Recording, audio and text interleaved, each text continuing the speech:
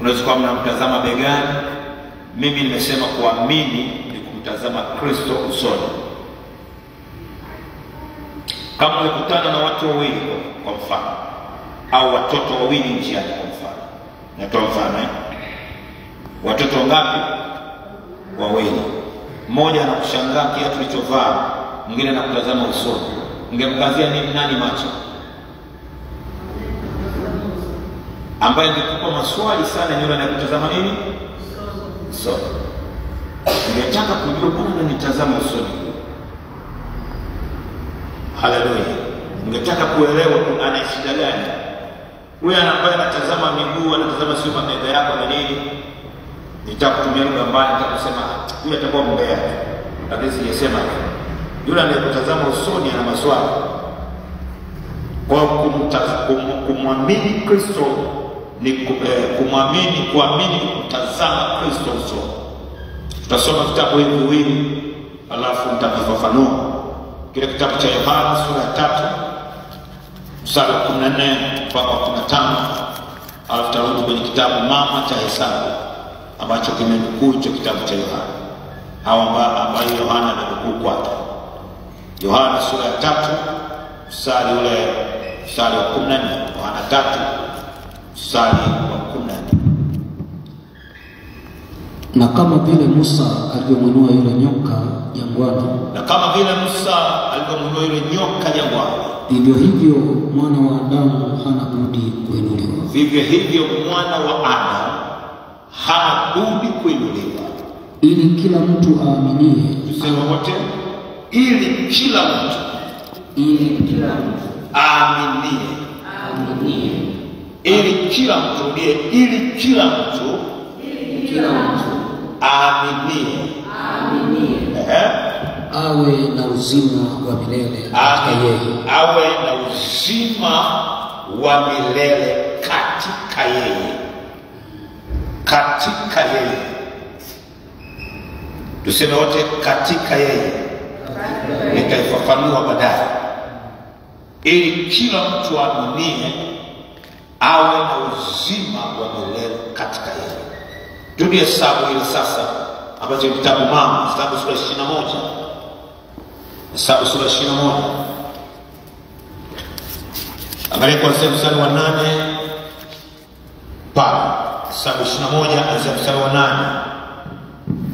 Bwana akamwambia Musa, jifanyie nyoka ya shaba, ukaiweke juu ya mti, na itakuwa kila mtu aliyeumwa aitazamapo ataishi.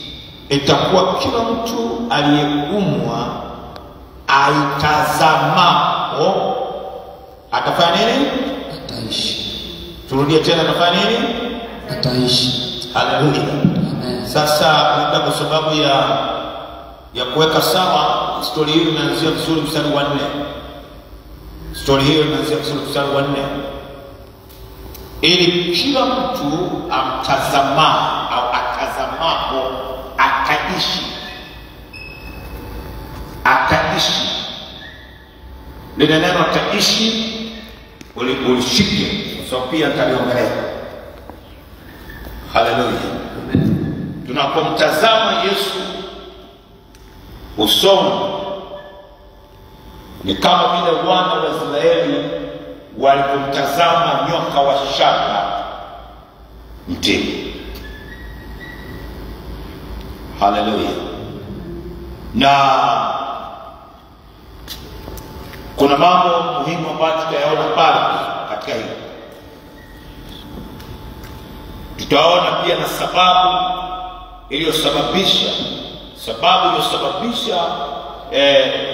itokee vile maandiko yanasema walizunguka wakakinai. Si tusome pale mstari wa 4 tafadhali.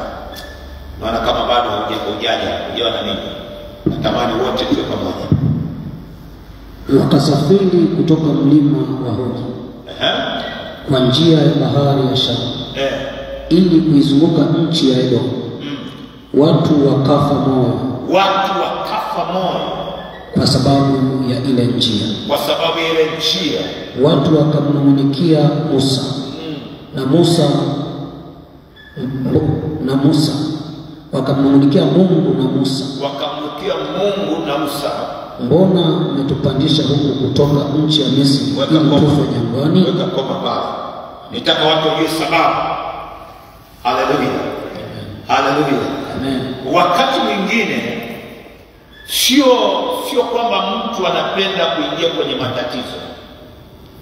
Nirudie tena. Wakati mwingine sio kwamba mtu anapenda kuingia kwenye matatizo. Ni safari. Kwa sababu hapa kilichowachosha ni safari ya kuzunguka hapo hapo. Ile kuzunguka hapo hapo inaondoa uso wako kwa Yesu. Inaondoa macho yako kwa Yesu. Come on. Inaondoa macho yako kwa Yesu. Ile kuzunguka hapo hapo inachosha. Ule uchovu. Kwa maana Jumapili, kama kipindi kilichopita, kama nisikiliza vizuri, katika vitu nilisema lazima uvishinde, lazima ushinde roho ya kuchoka. Moja kati ya kikwazo cha imani ni kuchoka. Halo? Ni kukata tamaa, ni kusema sasa inatosha, lazima tukatae kuchoka. Bwana sasa, tuendelee mbele hata kama hakuendeki. Maadamu Mungu amesema twende, anaposema twende, hata kama sisi hatuoni njia, yeye ameona.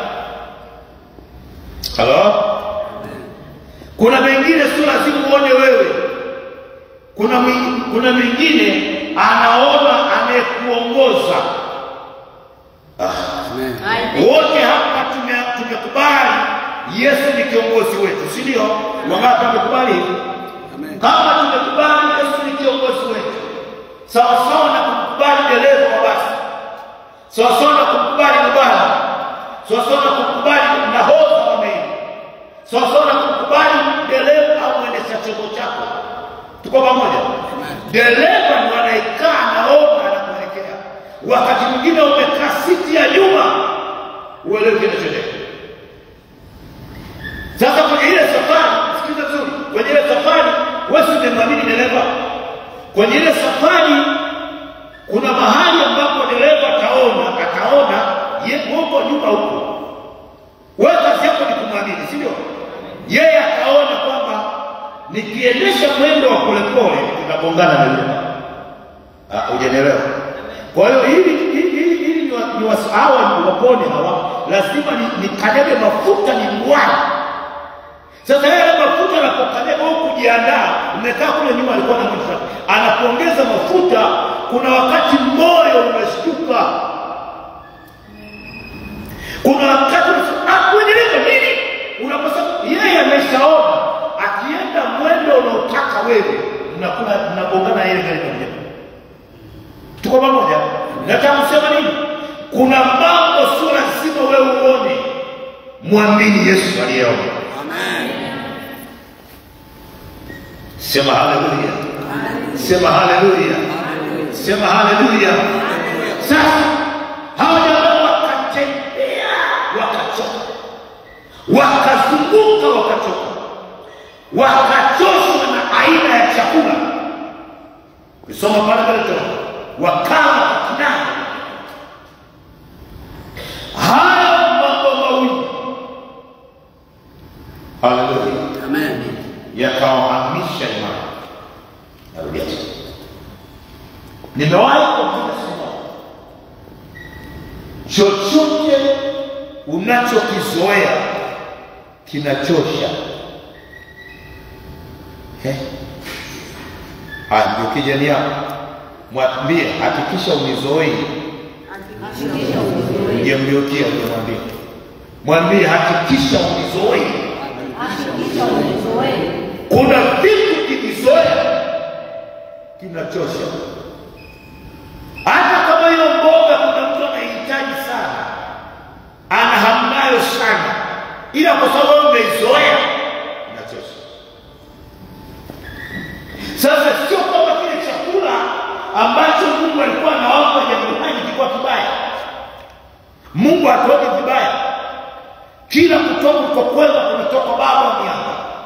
kila anachokupatia Mungu ni chema sana. Sasa wakati Mungu ametoa kile chakula jangwani na kula, wakakinai. Kwa wakakutana vitu vingi. Cha kwanza, uchovu wa safari, waliruhusu roho ya kuchoka. Cha pili, wakaruhusu roho ya kuzoea. Hivi vitu viwili visingefanya. Make sure uchovu, lakini cha pili uzoea. Amen. Na haleluya. Cha kwanza uchovu, cha pili kisha uzoea.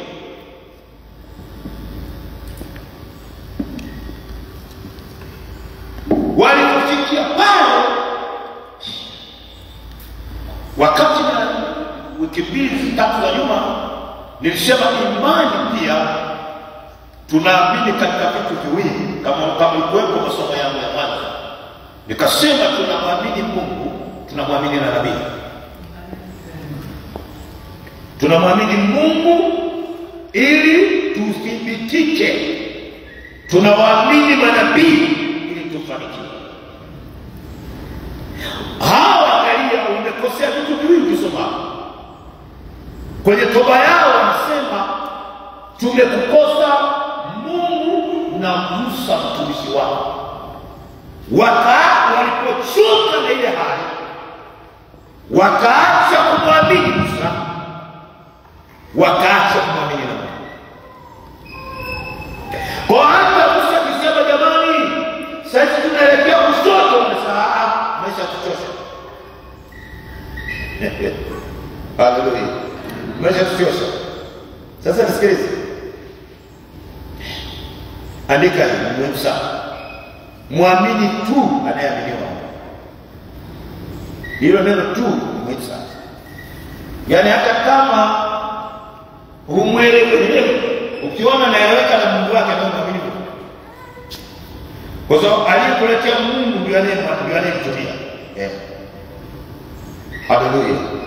Yaani kama Mungu amekwambia huyu ndio mtumishi wangu, utakuwa chini yake, huyo Mungu anakutumia. Hata kama sio kabila lako, hata kama mtaki, hata kama sio pande la jitu kama unavyotaka, hata kama sio havai unavyotaka, sio mazimu wote ambao wanataka mbele za Yohana Mbatizaji, ila kwa sababu yani ninamwamini kwa sababu anaaminiwa na Mungu. Haleluya. Haleluya. Musa anachosha sasa. Alituambia twende hivi, anatuzungusha miaka yote hapa, lakini kwa sababu anaaminiwa na Mungu, nitaendelea kumfuata. Sema amen. Amen. Sema amen. Amen. Sasa nataka kusema nini hapa? Wakachoka na Mungu, wakachoka na Musa. Wakaondoa imani. Ukishaondoa imani kwa mtu, hautamsikiliza tena. Haleluya. Amen. Haleluya. Sasa Mungu akasema hapana, hatutaendelea hivi. Akamruhusu nyoka wa moto.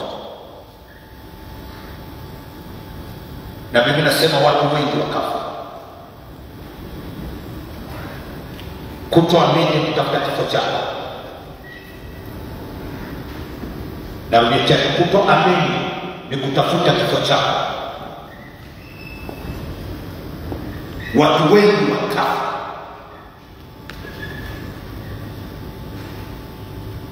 Kutoamini ni kutafuta kifo chako.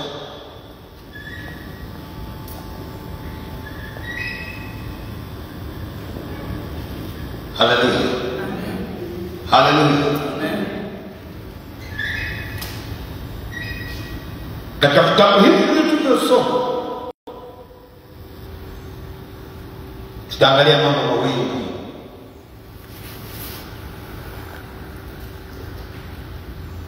Jambo la kwanza, nyoka wa moto huwa wanakuwa wengi kuliko nyoka wa shaba. Nyoka wa shaba anakuwa mmoja, nyoka wa moto wengi. Biblia isemi alileta nyoka ya moto.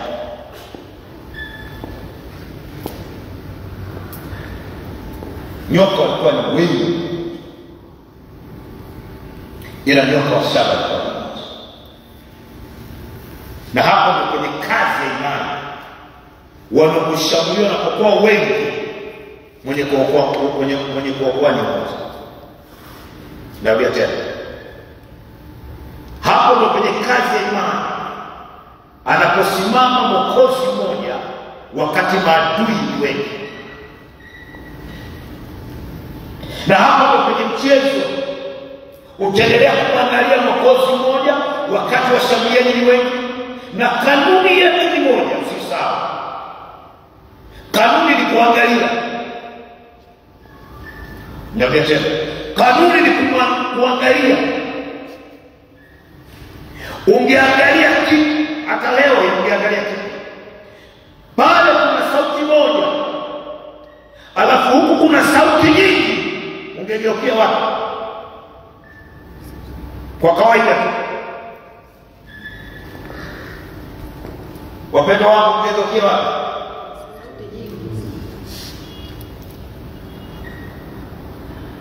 Na wao ukweli. Haleluya. Haleluya. Kwa ubinadamu, kwa kukosa imani, ungesema kwanza niangalie kwa wengi. Haleluya. Na hili ndio lilomshinda mke wa Lutu.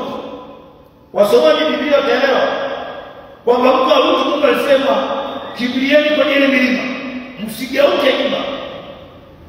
Lakini aliposikia sauti za kilio kule nyuma. Sasa sauti zingine ni sauti za wapendwa wako.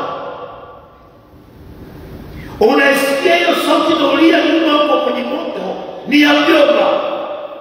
Na mjomba huyo ndiye aliyekusomesha. Alafu naambiwa itaendelea kusigeuka kuangalia, hata kumwambia mjomba pole. Ni ngumu sana. Haleluya. Amen. Hata kwenye mambo haya imani, wakati nyoka wa shaba yuko mmoja, nyoka wa moto ni wengi,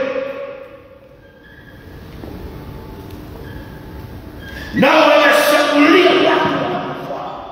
Kesho pana msiba pale, kesho kuta pana msiba pale, lakini Mungu anasema usiwatazame hao. Wewe utamtazama nyoka wa shaba. Bwana asifiwe sana. Amen. Bwana asifiwe sana. Amen. Maswali yako, huyu atanisaidia nini? Si hao watamshinda. Hatushindi kwa sababu ni wengi. Come on. Amen. Shike basi hapo mkono, mwambie imani haitufanyi kushinda kwa sababu ni wengi. Imani haitufanyi kushinda kwa sababu ni wengi. Amen. Samueli wa kwanza, Samueli wa kwanza 14 kuanzia mstari wa 6. Samueli wa kwanza 14:6. Hatushindi kwa sababu ni wengi.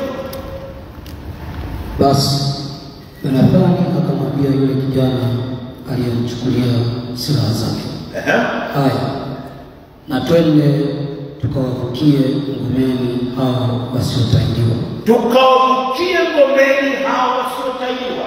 Yamkini Bwana atatutendea kazi. Yamkini Bwana atatutendea kazi. Kwa maana hakuna la kumzuia Bwana asiokoe. Weka mstari vizuri hiyo.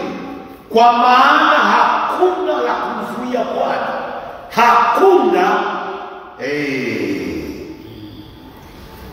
Mimi ningetikia amini. Amen. Amen. Kwa maana hakuna la kumzuia Bwana asiokoe. Kwamba kwa wengi au kwamba kwa wachache. Kwamba kwa wengi au kwamba kwa wachache, hakuna la kumzuia Bwana asiokoe. Nataka ambacho kishike wewe ni mambo mawili katika. Jambo la kwanza,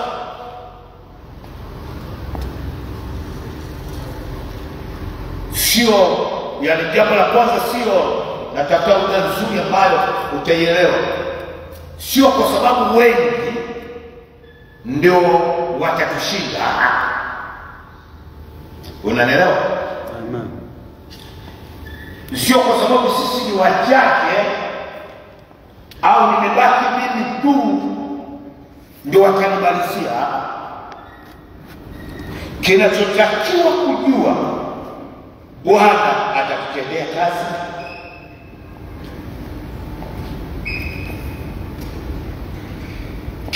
Kwa lugha nyingine fupi, vita ni ya Bwana. Amen. Narudia tena, vita ni ya Bwana.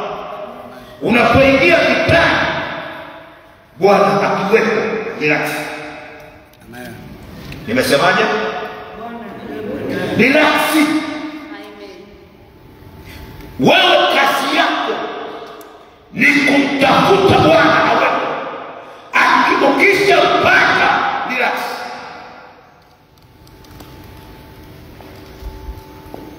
Yona anamwambia mchukua silaha wake. Unajua alikuwa ametoroka kambini wakati baba yake Sauli anapigana na Wafilisti, wanasumbua kweli. Yona akatoroka siku moja kambini, akasema hapo nimemfuatilia. Akachukua kijana mmoja kubeba silaha. Sasa wamefika, wanaona maelfu ya Wafilisti wametanda. Kijana yule kidogo kahofu kama mwingine. Haleluya. Mbona ni wengi? Akasema no. Hakuna la kumzuia Bwana. Hatutashindwa kwa sababu sisi tuko wachache. Bwana apigane kwa uchache ama kwa wingi. Kwa hata kama nyoka wa moto ni wengi, watashindwa. Haleluya. Sasa mimi sijajua kinachoendelea, lakini nachotaka nikwambie ni hivi tu. Wakati wale nyoka wa moto wanaua maelfu ya watu, nimesema kuamini ni kumtazama Bwana usoni. Wakati wanaua maelfu ya watu, wale nyoka wa moto wanakuja na kugonga na kusikiliza. Unasikilizia uchungu wake. Ile sumu nasikia ingia mwilini. Ile sumu inayoua. Kwa sababu ile sumu inaua, mimi nasema. Wengi wakafa, si ndio? Maana kigonga ile sumu naisikilizia. Wakati inaingia kwenye mwili wako ili kukua, wewe utakiwa kuangalia nini kimeniuma. Wengi mnashindana na sumu ya adui. Come on. Amen. Yaani unahangaika tu, ameniambia hivi, kwa kweli ameniumiza moyo, ameniambia hivi. Achana na sumu yake. Wewe unatakiwa kucheki ndio kwa sababu. Amen. Ni kweli inaingia, unasikia maumivu unayoona ni kweli, lakini huruhusiwi kuangalia maumivu. Huruhusiwi kuangalia nini kinasababisha maumivu. Unatakiwa kuangalia nyoka wako.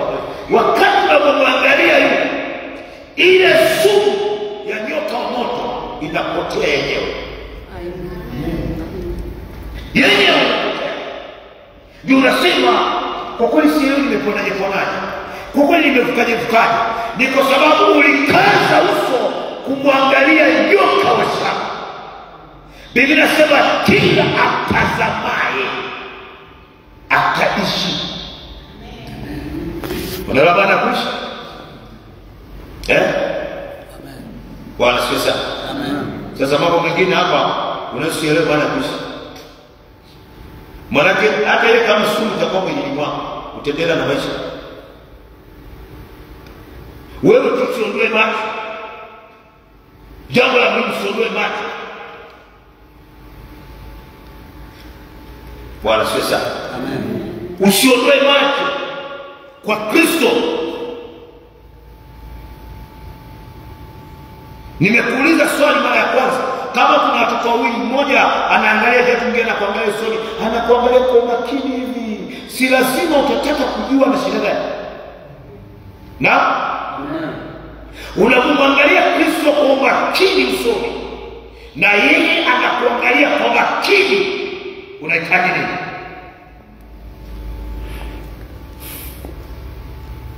Bwana sifiwe. Amen. Bwana sifiwe.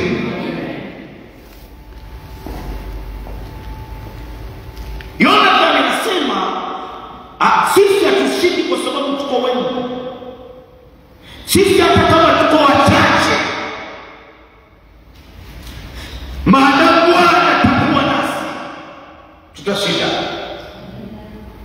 Jambo la pili Yonathan anasema hawa wanaoshindana na sisi hawajatahiniwa. Andika, kila adui yako ana udhaifu wake. Kila adui yako ana udhaifu. Tutamshinda kwa udhaifu wake.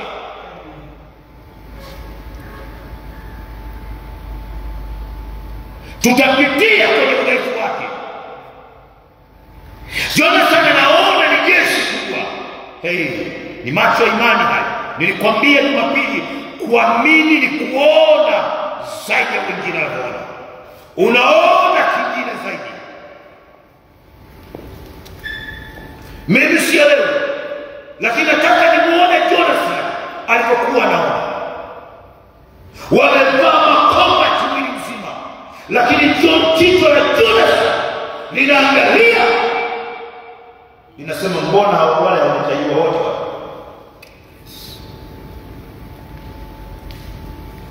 Anaangalia walikuwa na tohara inamaanisha nimeviringisha aibu yao. Ukisoma ile sura ya 4 na ya 5, ya 3 na ya 4 na ya 5, Yoshua wakati wanakaiwa watu, Mungu alisema ninaiviringisha aibu yao. Ni agano ushindi.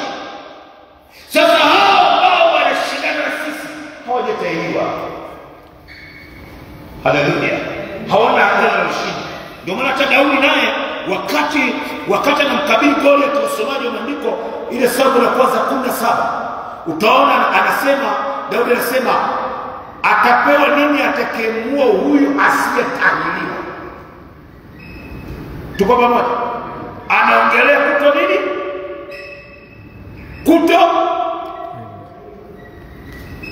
Goliath amevaa mabamba mwili mzima, mangozi ya chuma, lakini hilo haizuii jicho la Daudi kujua yule hajatahiriwa.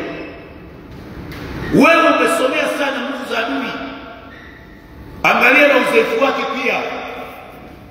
Shike mzako mkono, mwambie angalia na uzoefu wake pia. Unashindwa kwa sababu unakariri sana alichofanya juzi ya dunia.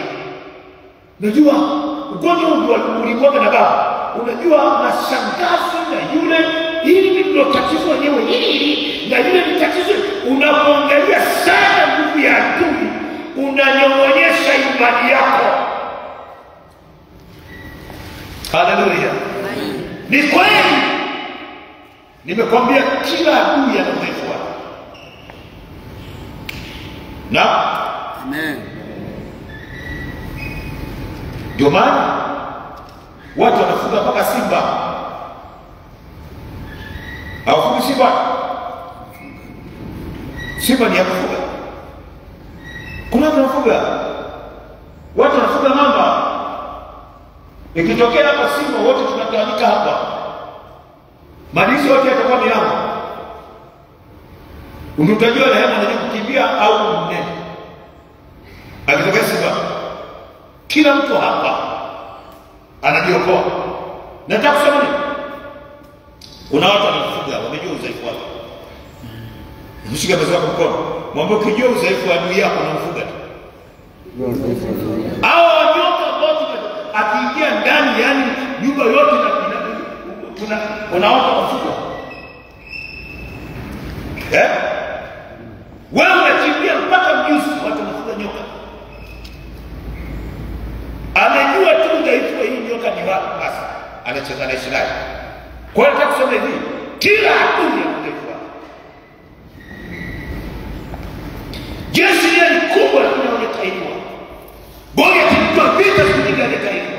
Hata hicho tunachokiogopa Tena kwa taarifa yako ni kile kinakuogopa,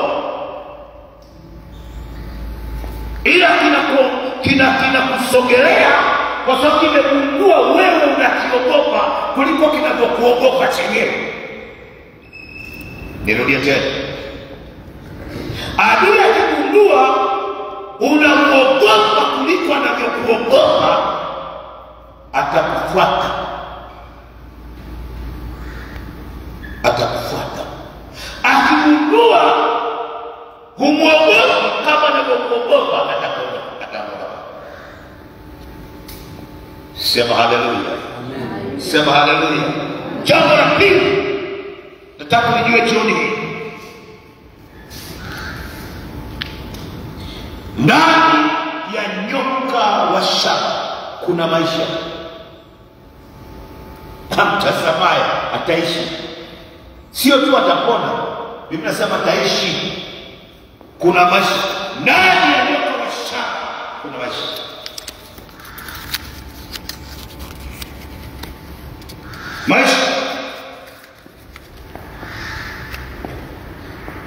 Haleluya. Amtazamaye.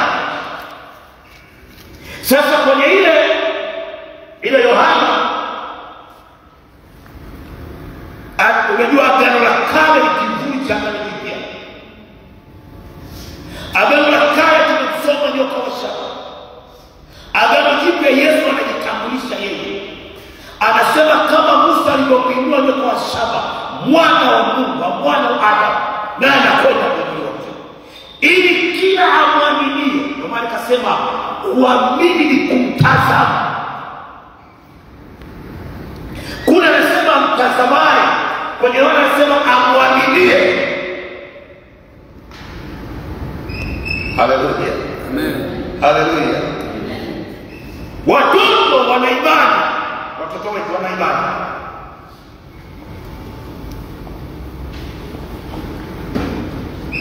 Hawapo kuangalia usoni na kuambia baba jana, mama jana. Hawapo kukwambia, ukimwambia nenda sokoni, babu niletege na gari, ama hawataki gari.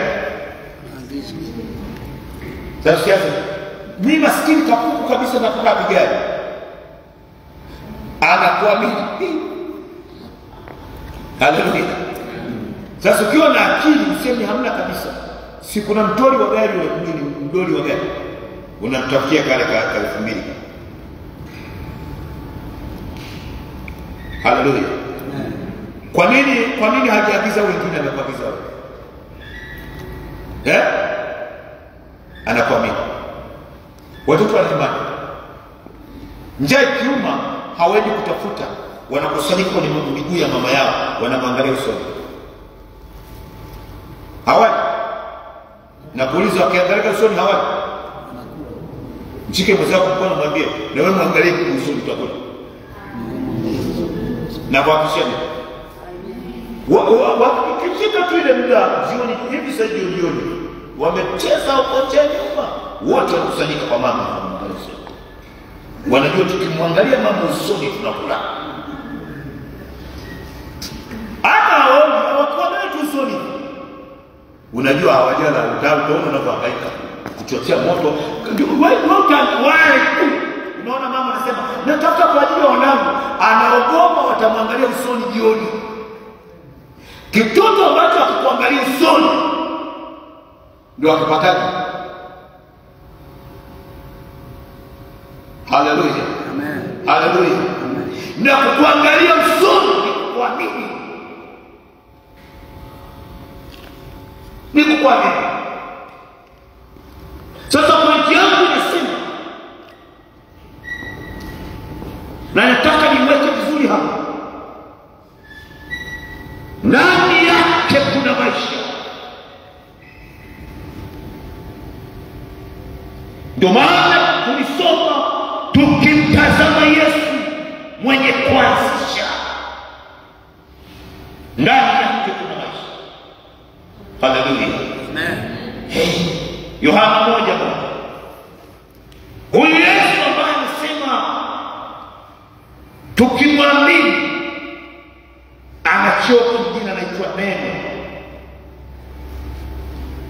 Cheo chake kingine anaitwa neno. Haleluya. Hapo mwanzo kulikuwako neno. Naye neno alikuwako kwa Mungu. Naye neno alikuwa Mungu. Huyo mwanzo alikuwako kwa Mungu. Vyote vilifanyika kwa huyo. Vyote vilifanyika kwa huyo. Wala pasipo yeye hakikufanyika chochote kilichofanyika. Ndio.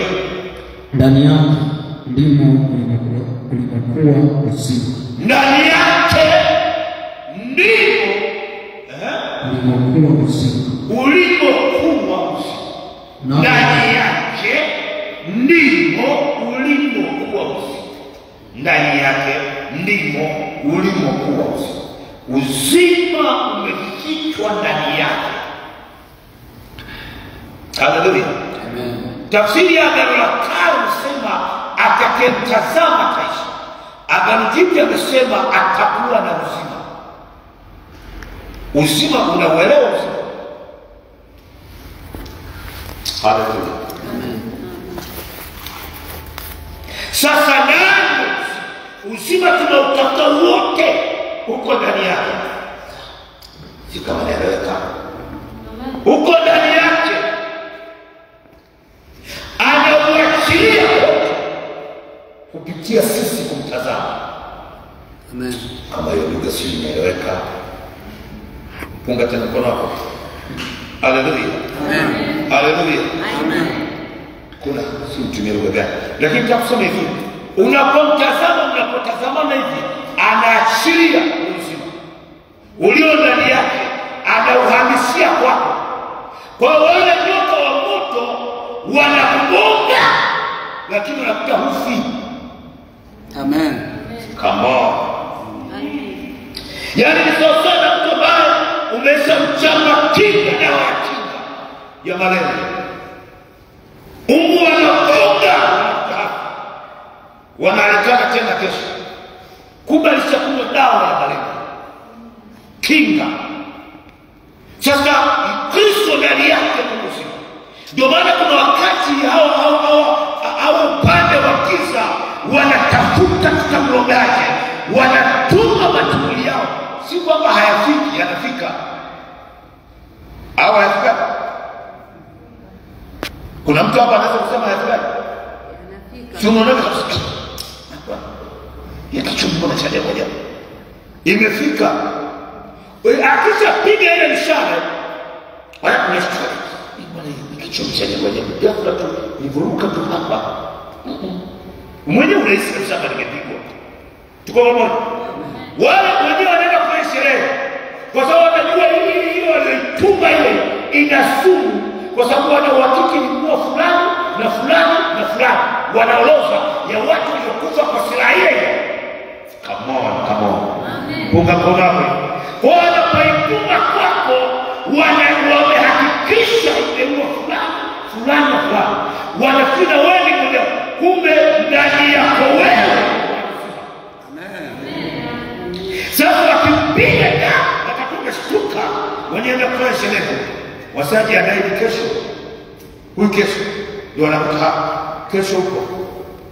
Utajifuta kidogo sababu mimi nasikia. Unakuta kitanga anaendelea. Nyie hivi mlitumia ile ya Yusufu. Ni ile ya tuliyopiga nayo Abdala ndio tulipiga na huyu. Kwa sababu huyu hajamba. Ndani yake kuna uzima. Amen. Kwa sababu yeye hajatazama ule mshale. Yeye hajatazama adui zake. Amemtazama nyoka wa shaba. Kuna uzima ndani. Amen. Huwa sasa ndio kiburi chetu sisi. Haleluya. Amen. Mimi nataka nikwambie, Mungu angekuwa anafunulia sherehe zao walizofanya kwa ajili yako, ungegundua kwamba wewe walishakuzika siku unapozaliwa. Ndio sababu yao. Haleluya. Yaani mara nyingi umepigwa mishale. Na ndio maana sasa si niseme piga ua, usiondoe macho yako kwa Yesu. Nimetumia lugha gani? Ni lugha sahihi Kiswahili eh? Amen. Tumia labda Kiswahili kizuri. Liwalo na liwe, usiondoe macho yako kwa Yesu.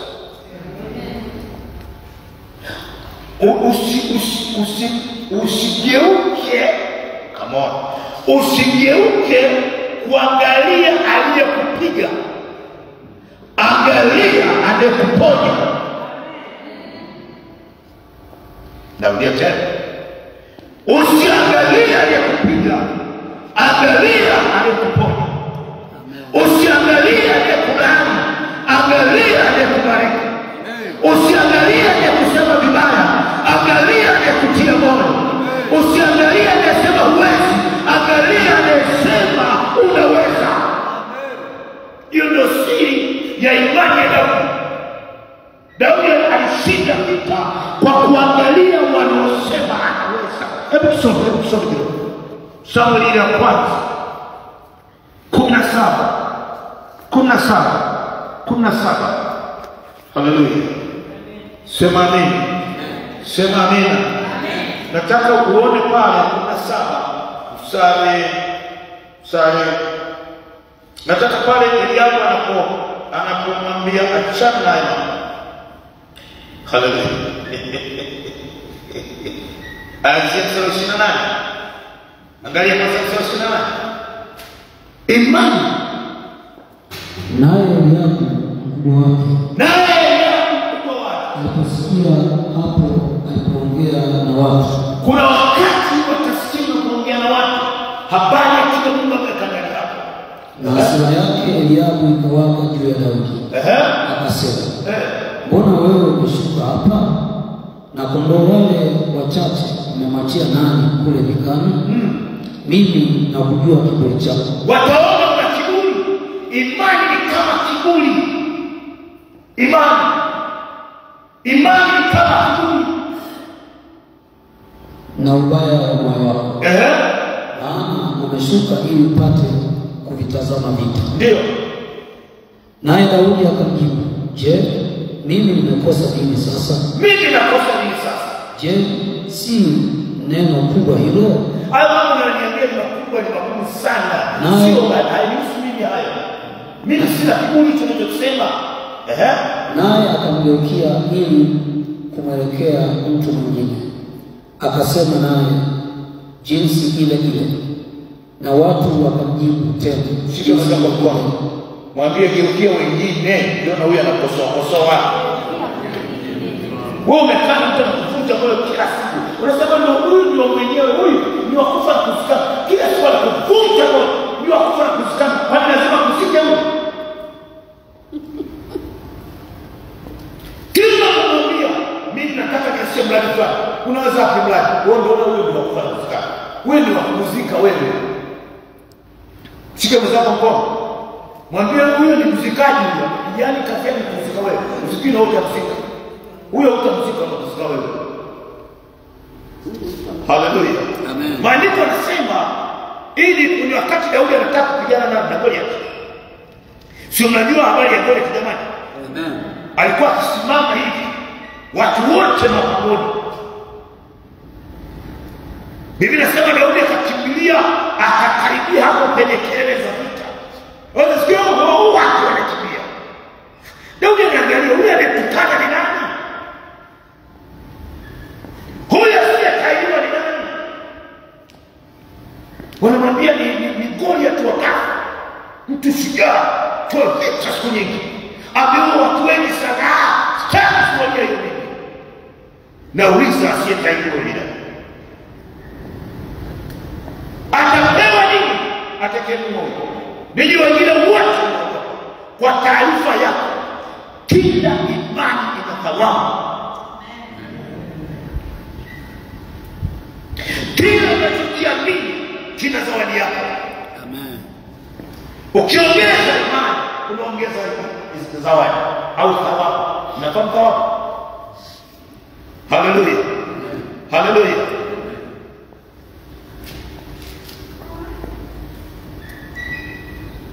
Atapewa nini? Wakamwambia huyu atakemua huyu atapewa binti ya mfalme, atakemua huyu atatajirishwa na mfalme, atakemua huyu mali ya baba yake itakuwa huru katika Israeli. Akasema kama kuna hizo zawadi tatu, kama kuna mke wa bure tena binti mfalme, kama kuna utajiri, na kama mali ya baba yangu hatatoa kodi, yani ukoo wangu wote utaheshimika katika Israeli, nipende hiyo kazi. Nakwambia hivi, kadri unavyoinuka imani yako unawastarehesha hata wanakuzunguka. Amen. Wewe ndio mwokozi wao. Leo unanielewa? Akina Abdalla wewe ndio mwokozi wao. Yaani kwa kadri unavyoamini, utakapokuwa mtu mkubwa, kila mtu atasema dada yetu leo, wewe ndio dada yetu. Tutakupigia dada yetu. Unataka kazi, ngoja nikupigie dada yetu. Unaelewa kile naongea. Unataka biashara, dada nikimpigia kutumia mtaji. Wewe unakuwa mwokozi wao. Imani ndio inakutofautisha nao. Come on. Daudi anauliza atapewa nini? Wanamwambia ndugu zako watakutesa. Akasema nipeni hiyo tenda ya kwao. Kashi huyu tu kumtoa. Unajua sasa haikuwa rahisi. Kila imani inapimwa, ina upinzani. Nataka nikueleze hii ukaelewa kichwani.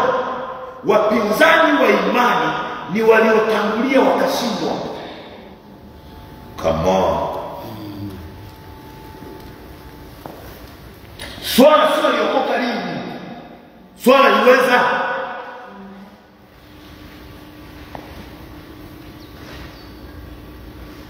Sasa kuna watu nafikiri kuwasikiliza watu wanaojifanya na kuumia ndio upendo. Ni waongo wote. Nitumie lugha ngumu. Shike jini yako mkono. Mwangalie usoni. Mwambie kila anayekuumia fukuza. Ni muwani. Unataka watu wasio pole sana. Pole sana jamani. Haya matatizo ya wote. Pole sana. Ya wote, sio ya wote, ya kwako. Mwambie mwenzako ya kwako, sio ya wote. Kuna wengine wameyashinda. Haleluya. Haleluya. Haleluya.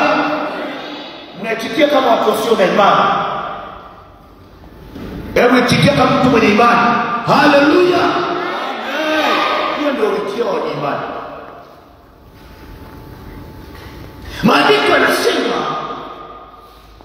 wa kwanza kumzuia nani Daudi kupigana na Goliath, aliyevunja moyo ni Eliabu kaka yake.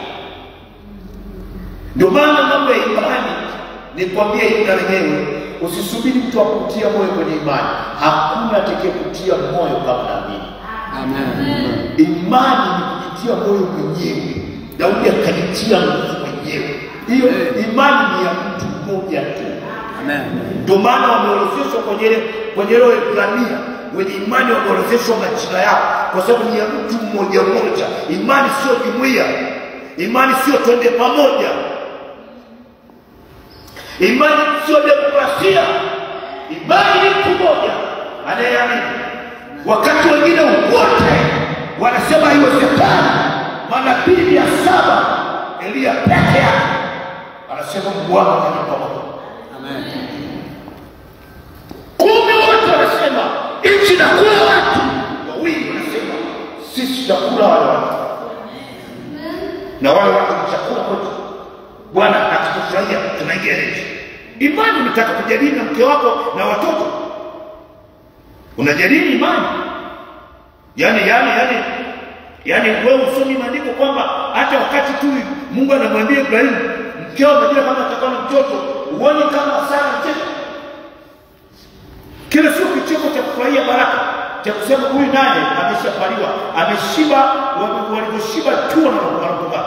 Mtoto majira haya miaka 90 mtoto kupata. Sasa unafikiri kwa sababu huyu ni Ibrahim, basi Sara na yeye ni mama wa imani. Nani anakuambia? Umesoma wapi? Shike mzako kwa ndio unasoma wapi kwamba Sara ni mama wa imani? Unafikiri kwa sababu mke wako basi anakuwa ni mama wa imani na yeye. Ukakoroga. Sara ni mama wa imani. Hata ile neno Mungu alitamka tu. Wakapita mwaka wa kwanza miaka kadhaa, akamwambia Ibrahim, ujinga mistaki, mambo yako ya imani sitaki. Haji yule pale. Nani yule mjakazi pale? Ingia kwake tupate mzao. Sio sawa? Sawa. Hakuingoja ile ahadi, anaanza kungoja. Wababa mnanielewa? Mnanielewa? Kama msubiri mama kutie moyo kwenye imani, hawangoja hadi. Utaelewa. Najua mama sasa hapo tutakorofisha kidogo. Haleluya. Hata kuna wababa wengine wanasema mama. Yanaona mama yuko ngangana na imani, baba ndio amekuwa mama, amekuwa ndo sawa. Kwa nini unasikia na akili za kike? Hamjasikia? Kwa hiyo wote tunaposema mama, sasa mimi namaanisha tu unageuza kwa jamii. Kuna mwingine ni mama unakuta ana imani na anamwambia yake tutafanikiwa, baba ndio amevunjika moyo kabisa, ndio ameteketea. Baba na sio nafikiri huyu ndio mama. Wakati huo atakiwa yeye ndio simama. Hatuna mama wa baba na mume wake. Amekwisha kabisa. Yale ukipima hivi. Amekwisha kabisa. Ila mama bado anashika. Kwa hiyo mama sasa kwenye mgogoro baba. Hata watoto wanaenda kanisani wanamfuata mama, baba alishakuisha chai.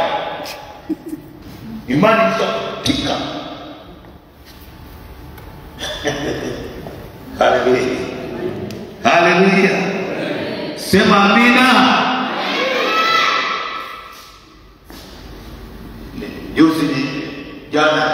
Juzi mama alikuwa ananiambia, naomba hela tumfanyie mjukuu karibu kama.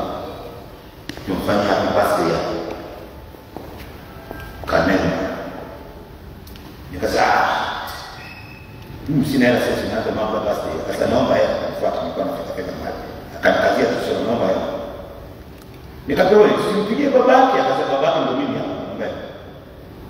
Aliposema babake ndio mimi hapa nikamwambia. Nikaelewa, nikamuuliza anapoondoka sasa. Nikapewa babake mkatia kabisa tamaa. Akasema hajionyeshe ubaba mpaka tuonyeshe ndio sitamkatia tamaa. Niliingia ile neno. Nikampa hela kufanya birthday yake usiku akafurahi. Tuko pamoja. Mama akaniambia ajionyeshe ubaba.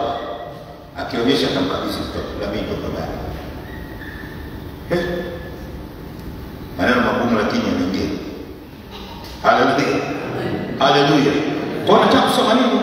Nataka kusema hivi, imani sio demokrasia. Haihitaji vikao. 100 watakataa kama naamini soka mbele. Amen. Tuko pamoja? Wengine wanakubali mbele ya safari. Yaani wanaendelea kujiunga na wewe wakiwa wanafanikiwa. Wanajiunga na wewe. Kabla unapoanza hawakuelewa. Hawaelewa. Ila washikilia wewe. Amen. Kama niwaambia tajenga ghorofa, hata kama nyumba inataka kuondoka ni nini? Hawatakuelewa. Wakiona umemwaga bibi ya kwanza, ndio utasikia unahitaji na maji kukuletea. Wameanza mchanga, unahitaji mchanga. Msikwamilia simenti ya kuletea nini? Wakati unaanza hauelewani. Imani ni kama punje hatari. Ni kambegu kadogo sana. Ila akipandwa Biblia inasema inakuwa ni mti mkubwa. Baadaye inazaa matunda, ndege wa angani wanakuja na kutua kwenye kivuli chake. Lakini kabla ya hapo ni kapunje kadogo, hakaeleweki. Anaelewa mayatako ndani. Ndio imani. Ni kama baba mjamzito. Sisi wengine huwezi kuelewa. Yeye wiki moja anaelewa. Wiki moja mama anaelewa. Kuna kitu kingine kinaingia. Wiki. Wote sasa tunadekadeka, wewe unadekadeka ni adeki. Kuna kitu gani unakula ugali? Sio ugali unaingia. Kuna kitu kingine. Kila wiki moja. Wa mama anaelewa. Unipungia mkono, unaelewa? Si unaelewa? Wiki siku moja Asante pasta. Wataalamu zaidi msuri. Anaelewa. Kuna kitu. Wewe hauna una shida. Wewe mbaba na shida. Yeye anajua ndio imani. Siku ya kwanza kuna kitu kinaingia. Haleluya. Sasa tukiwaambia majirani na kitu kinaingia, watakwambia mbavu kitu gani? Usianze kusema kumbe hakipo. Kipo. Mwambie mwenzako kipo. Mimi nimekisi kimeingia. Mbona hamwambii? Nimegundua kwa ujakana mkeo. Kipo kimeingia. Siku ya kwanza imani imeingia. Sio lazima wote wajue, ila wewe unajua. Kwa hiyo kuambia inatoka ndani yako. Usianze kusema mbona hamdi mkono. Hawezi kuunga mkono. Watafunga mkono mwezi mmoja. Wengine mpaka umebaki mwezi mmoja kufungua. Ndio hivi na hoja hivi. Ndio anaanza kuunga mkono. Lakini siku za kwanza na kwa unaleta. Mbona hatuelewi? Kumbe wewe kuna kitu kimeingia. Ndio imani hiyo. Haleluya. Ndio mtu mmoja.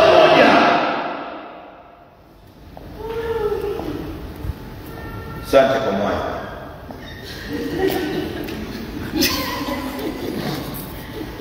Haleluya. Haleluya. Haleluya. Sasa tusome ile Mika sura 7. Nimesema ndani ya Kristo kuna maisha. Hasa tunapomtazama au tunapomwona. Mika 7:7-8. Mika 7:7-8. Tunapomwamini au kumtazama, ndani yake kuna maisha. Lakini mimi nitamtazamia Bwana. Nitamngojea Mungu wa wokovu wangu. Mungu wangu atanisikia. Usifurahi juu yangu. Adui yangu. Niangukapo nitasimama tena. Nikaapo gizani, Bwana atakuwa na mkono.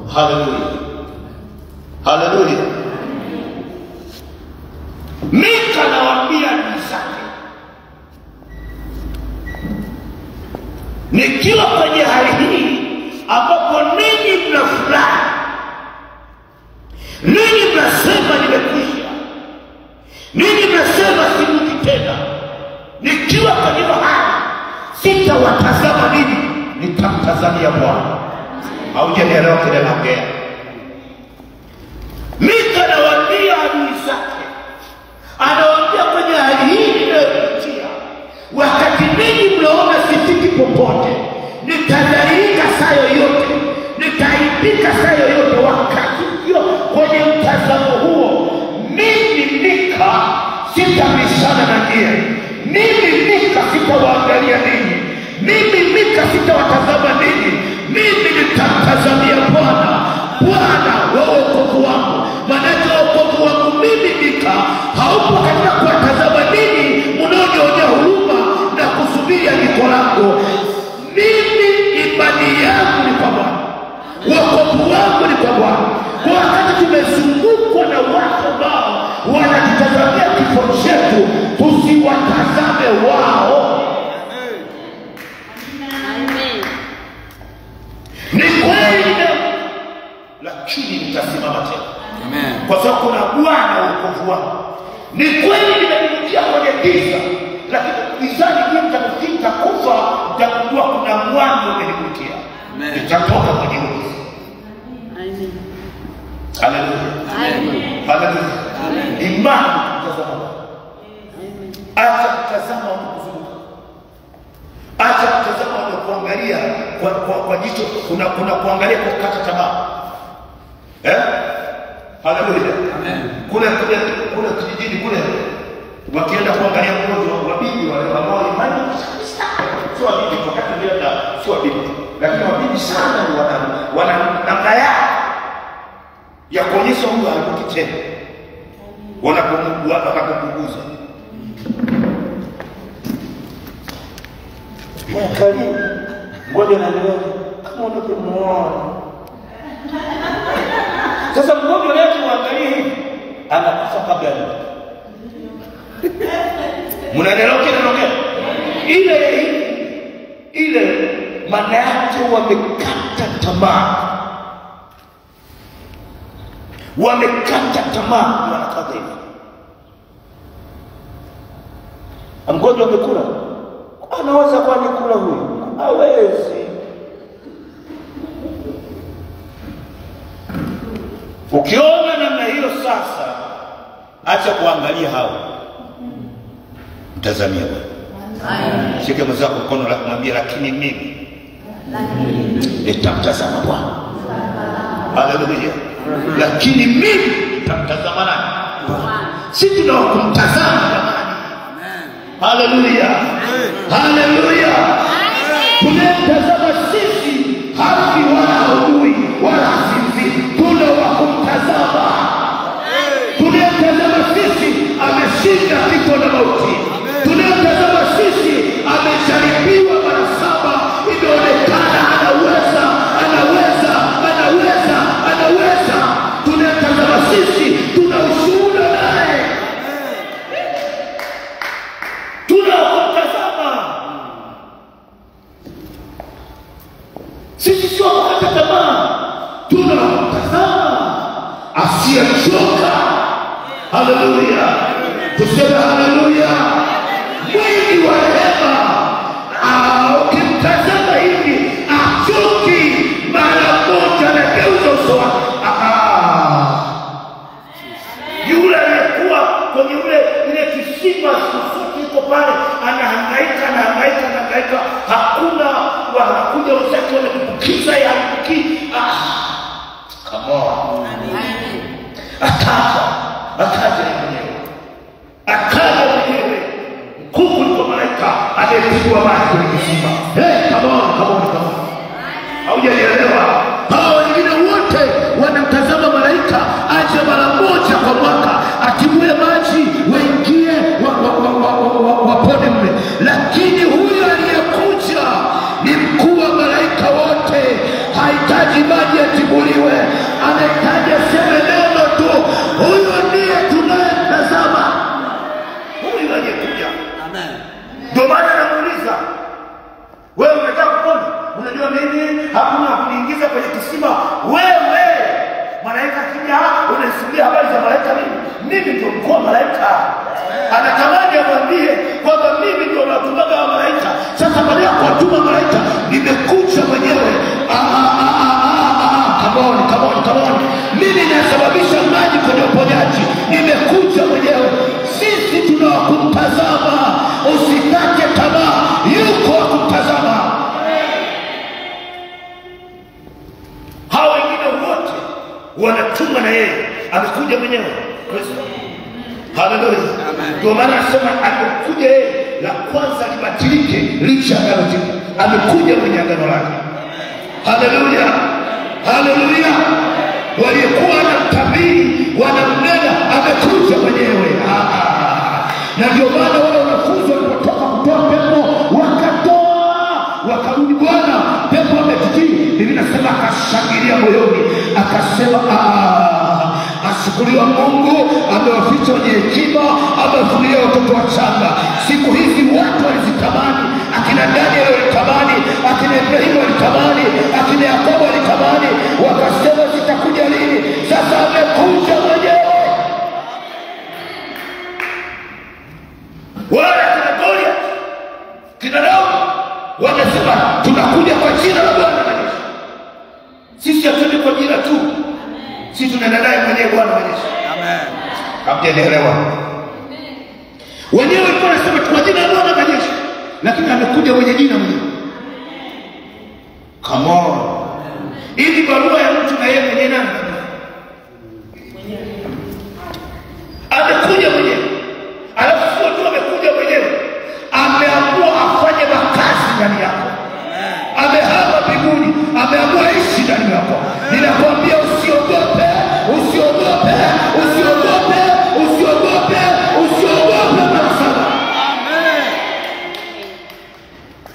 Amekuja mwenyewe. Amen. Huyu tunakumtazama ni kumtazama Yesu. Ndio ujumbe wangu. Yuko akumtazama. Come on. Ni mfanya biashara maarufu. Aligawanya talanta akaweka 5, 2, 1 akasema mkazalishe. Alikuwa anakopesha. Mr. Mikopo. Anajua biashara. Ni mkulima huyu. Anasema baba yangu ni mkulima. Tunayo kumtazama. Ni mwalimu mwema. Tunayo kumtazama darasani. Punga mkono wako hivi. Ni amiri jeshi la jeshi ya mbingu na duniani. Anatulinda. Tunayo kumtazama. Ni wewe tu macho yako yako kwenye matatizo. Ndio maana hata maombi yako yamekwisha kabisa. Katika saa moja unaingia kwenye maombi, dakika 45 unataja shetani. Kwa sababu kwenye akili yako umeshajiwa na shetani. Ukuwahi mwana Kristo. Zikibaka dakika 15 tunasema baba Mungu nisaidie. Ila muda wote ulikuwa kuvunja. Kwa hiyo una chembe ya imani. Wenye imani wanasema anakimbia kwenye maombi na kushukuru Mungu. Uko pamoja. Amen. Anaamini kwanza Mungu pamoja naye. Amen. Haleluya. Amen. Haleluya, haleluya. Amen. Shika tena mzako mkono, mwambie uko pamoja na wewe. Na hili neno nalokuambia ni uzima. Amen. Ni uzima wako. Amen. Ni uponyaji wako. Ni uhai wako. Ni imani yako hii. Nitakuondolea roho ya hofu hii.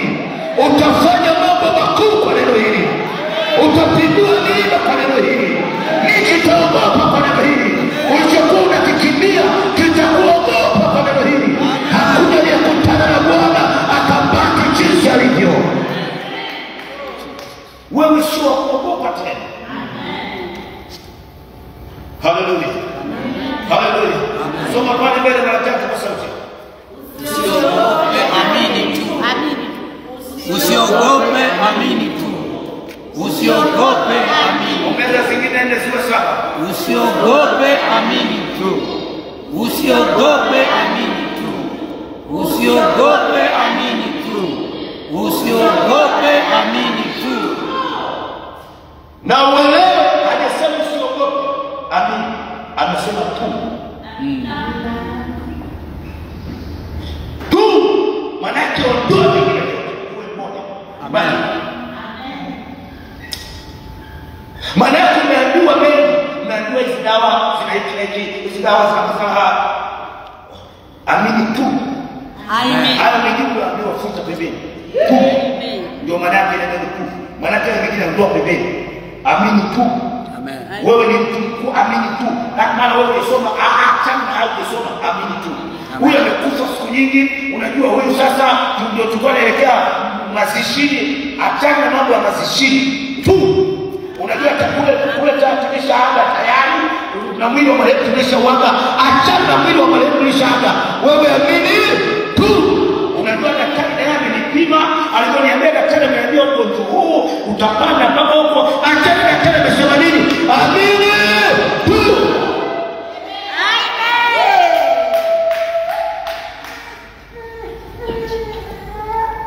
Haleluya. Wakati wanahangaika na kutaka kujifungua huyo katibu wako alikuwa anahangaika aenda hospitali, mara mwambie hivi, mara mtoto bado wala hivi. Neno la mwisho nilomwambia huyo, nilikwambia wakati mwingine achana kuamini mambo ya hospitali. Ni hukumu sana kumwambia bila kuamini hospitali.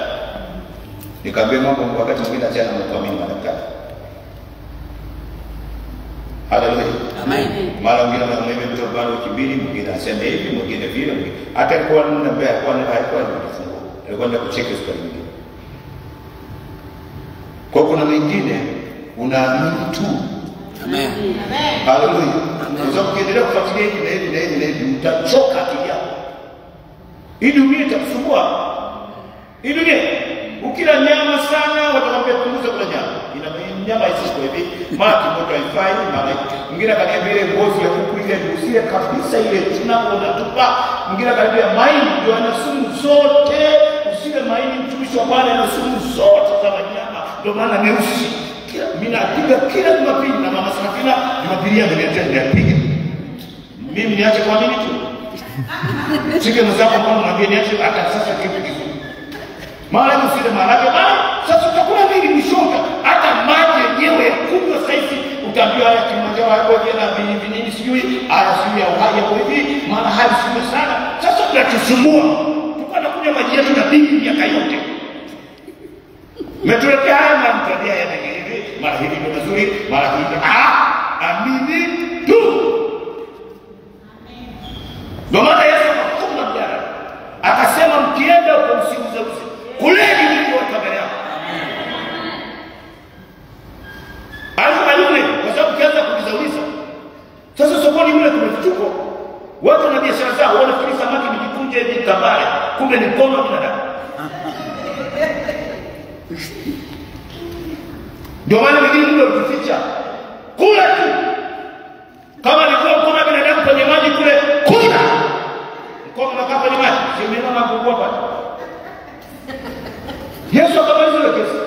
Lakini kianza kila kitu kichunguza kwa kizazi hiki na kuambia mwanangu hata hapo ulipo. Tena tukija sisi walimu wa deliverance tuliobobea utalala hapo ndani. Tutakueleza hadithi hiyo ni mwana magari. Utahama mji yote. Haleluya. Tukija walimu wa imani tutakwambia neno zako zikanyaga umepewa. Lima. Come on, simama juu. Haleluya. Haleluya. Inua mikono yako miwili juu. Sema bali mimi. Sema kwa sauti bali mimi. Sitaogopa. Nitaamini tu. Nitamtazama Bwana usoni.